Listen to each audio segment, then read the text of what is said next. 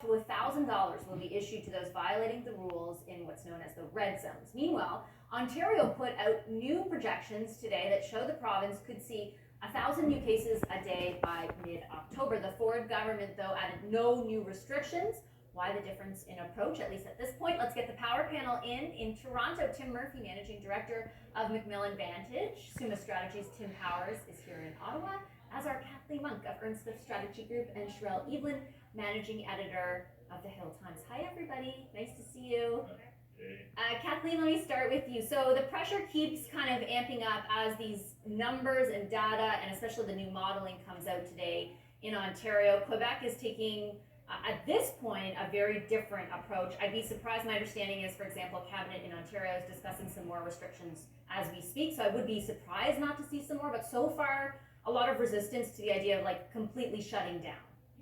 And days of resistance from Premier Ford, right? It was days ago that the Ontario Hospital Association came out and actually called for a reversal to move back to stage 2 in certain jurisdictions like Ottawa, like Toronto, the Greater Toronto Area, that have been more impacted by recent COVID cases. But despite those calls from authoritative figures to take more action, Premier Ford has been like weeks late, inconsistent, and frankly his plan is still hugely contradicts his actual words that he's using. Like, for instance, I know not everybody actually watches all of Ford's press conferences.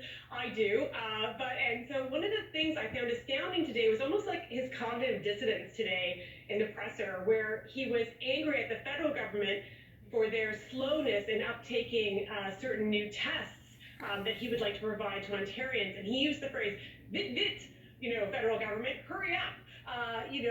Get moving on this stuff. Well, the same to be said for Ford. We see what's coming down the road. They predicted the modeling 1,000 cases per day by mid-October. There are clear actions he could take now. He could cap class sizes at 15. He could hire a bunch of new personal support workers and give them fair wages and full-time jobs, so not part-time minimum wage jobs. He could have more infection controls in our long-term care facilities, but he's the one who's sleepwalking into this crisis without stronger plans. We know that Ontario has consistently followed Quebec, and it feels like Ontario is a bit flat-footed. So Tim Powers, I'll have to qualify each time tonight. I don't know if that was like a look of pain on your face as your head was moving around, but are you sold on what Kathleen is saying? Oh, it's only the pain, because usually I'm looking directly at Kathleen at night, and I'm just saying Tim, so it's the pain of the reflection of Tim. I have that effect with people. Not true. I share some of Kathleen's frustration, and I agree the province can do a better job, the Premier can do a better job communicating, but I just find this whole thing so maddening from so many perspectives. So let me pick up on a couple of elements of it. Or one that Kathleen didn't touch on, but I think we would probably all agree on. Like, the testing is a mess. Yeah. For whatever reason, the money coming late, the government not being prepared, maybe there's some blame on the feds, maybe there's blame elsewhere. I really don't care where the blame is, but I'm sure we all know people who have gone through the testing process or trying to go through the testing process. What took 12 hours now can take 5 or 6 days, or I was told today by a medical practitioner up to 2 weeks. How is that even effective is my question there. So there's a lot of accountability that has to be meted out there. I do support what the government is trying to do on tactical, localized approaches. Kathleen referenced the Ontario Hospital Association that said we needed to step back to phase 2. There were 21 physicians who came out today, many leading epidemiologists, who said the government, at least philosophically, and was getting there in practice, was getting it right on the localized shutdowns. I think more work needs to be done there. My bigger frustration, and I don't know if this is solely the government to blame or not, is I just wish we had all a comprehensive picture of the data that's out there, because there is so much generalized anxiety being caused for people that actually, you look at the case numbers, and if you want to look at the context and the hospitalization, this is causing so much unnecessary other health turmoil that we're going to have to clean up for years. So I don't think that all can be put on Doug Ford, but it's certainly of great concern to me. Just in that vein, though, and Sherelle, I'd love to get your take on this. I think the number, like, I would love to know, for example, what's driving the policy decisions. So, obviously, we know the case counts, but if you're going to decide to shut down restaurants, or you decide to go for banquet halls, or like, I only have anecdotal things from mayors saying, in Brampton, that the problem is weddings, or other politicians saying it's backyard get-togethers. Is there a transmission problem? Like, where is the transmission occurring? And then how should that inform the policy at stake? There is no public transparent, like, we are in the dark completely about that. Sherelle, what do you think about that? Yeah, I mean, I would agree. And the Ford and team were asked earlier today, what is the rationale? We can't see it like we could earlier in the spring. It comes down to, I suppose, again, it comes down to resources. The local health authorities need the money or the resources, whether it's people, time, whatever it is, to be able to to not only do the contact tracing, but also to then disseminate that information. There are some local health authorities that can tell you, okay, this case came up because of a wedding, this case came up in school, but other local health authorities only tell you, okay, there was a person within this age range and they've caught COVID and everybody figured it out. So it's a huge issue, not knowing what's going on.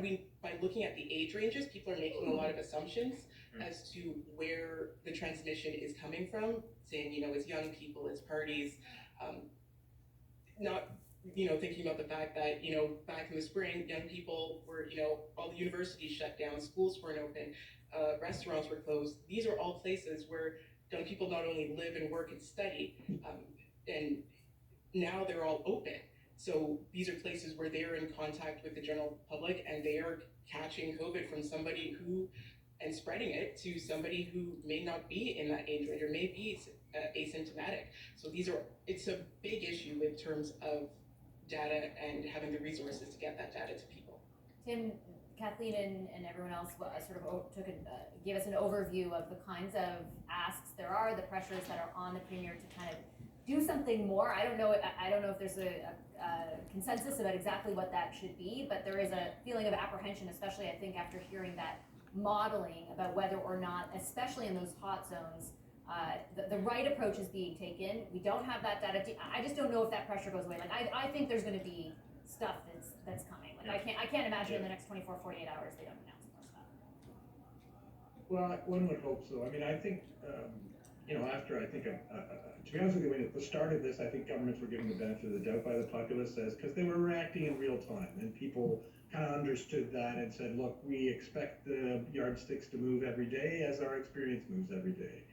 But I think the problem, governments are facing, particularly in Ontario, is I think people no longer prepared to give them the benefit of the doubt, and rightly so, because I think there are 3 failures in the government response in Ontario, and you've identified clearly one of them. I think the degree of transparency around data, which may be a collection issue or a sharing issue, I don't know, but the lack of transparency is a huge problem for gaining trust, governing our behavior, allowing us to sleep at night. Secondly, I think the government has failed on the notion of proactively building steps. It seems to be reacting all the time. I mean, you look at any kind of reasonable math application of cases and the reproduction factor for this disease, we could be near 3,000 cases a day by the end of October, based on the current trajectory, which is crazy unless serious measures are taken.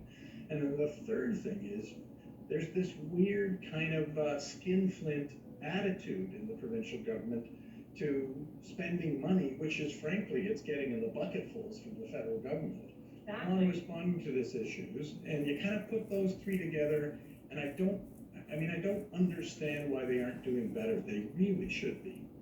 Well, Go ahead. Yeah. I think the modeling example is a fascinating one, because if you remember, we were given federal models before. I think it was late March, early April. No, it would have been April, was it not? Those federal models came down from Dr. Tam. And I wonder if the same intent and purpose that came with the Ontario models today was the one that was in play then, which was by seeing the worst case scenarios, by seeing how dramatic it could be, they are again trying to reinforce the need to exercise more control and behavior. That doesn't excuse or disabuse the data, but I think there's a political communication strategy to it. I think Premier Ford and a lot of the other public health officials could learn a lot by watching the public health officer we have here in Ottawa. We are very... Or in BC. Yeah, I mean, Dr. Etches here in Ottawa is a fantastic communicator who takes the time to walk people through in very consumable language what they should and shouldn't be doing, and doesn't scare them in the same vein. And I think that's part of it. The government seems to have lost its mojo, and I think Tim's probably right.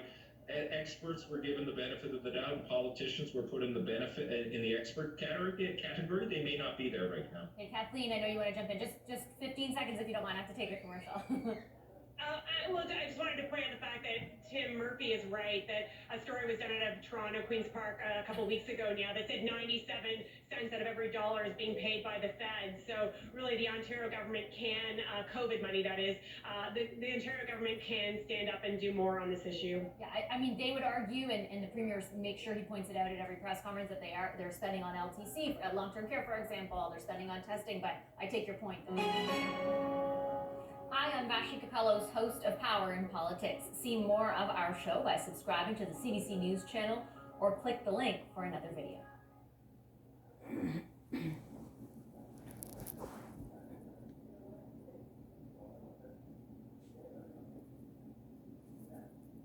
I saw your husband